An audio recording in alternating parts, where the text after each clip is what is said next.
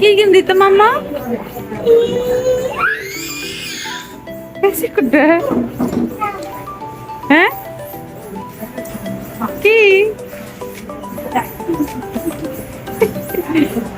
কি গেম দিতাম?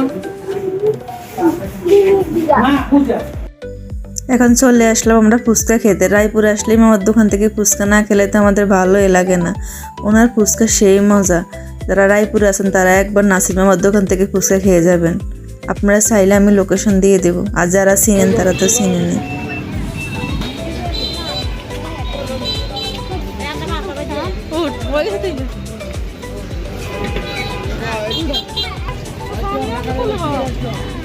আসসালামু আলাইকুম এভরিওয়ান, কেমন আছেন? আশা করি আলহামদুলিল্লাহ ভালো আছেন। আমরা আলহামদুলিল্লাহ ভালো আছি।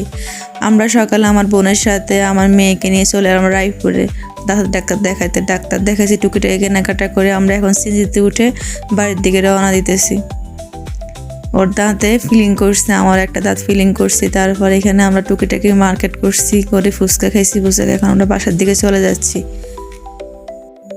মেঘলা মেঘলা আবহাওয়া, ঠান্ডা পরিবেশ, বাইরে ভালোই লাগতেছে। এখন দুপুর হয়ে গেছে, আমি সোজা এখন চলে যাব আমার মায়ের বাড়িতে। ওখানে গিয়ে খাওয়া দাওয়া করে পরে আস্তে ধীরে বাসায় যাব।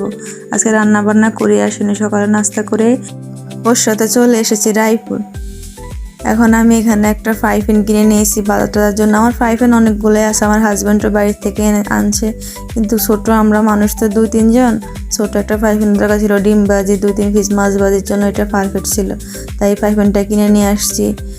আর এখানে একটা কড়াই, তরকারি রান্নার জন্য একটা নতুন কড়াই নিয়ে এসেছি। ননস্টিকের পাতিলগুলো রান্না করতে আমার কাছে ভালোই লাগে।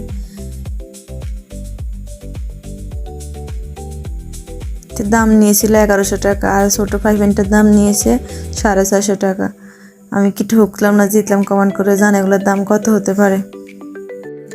এখানে কিছু শুকনো মরিচ নিয়ে আসলাম আলুর ভর্তা খাওয়ার জন্য। আমি বেশিরভাগ কম জালালা মরিচগুলো খাই, এগুলো দিবে, এগুলো ব্লেন্ডার করে গুঁড়া করে নিয়ে আলুর ভর্তা করলে ভর্তার কালার সুন্দর দেখা যায়, খাইতেও মজা লাগে।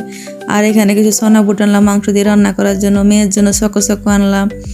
আর বিদেশি আম, বাংলাদেশে আসলে এটা ব্যানানা আম, বাজারে আনকমন আম দেখলাম, তাই 2 পিস আনলাম মেয়ের জন্য, দেখার জন্য, সৌন্দর্যের জন্য।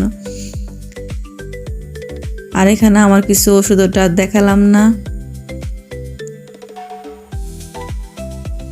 এখানে মেয়ের জন্য কিছু আম নিয়ে আসলাম। আমার সিজন তো শেষ হয়ে আসছে, তাই ওর জন্য কিছু আম নিয়ে আসলাম, রূপালি আম। ও আবার ছোটো আমগুলা খেতে বেশি ভালোবাসে, বড় আম ও বেশি পছন্দ করে না। এখানে হাঁসের জন্য কিছু গম নিয়ে আসলাম।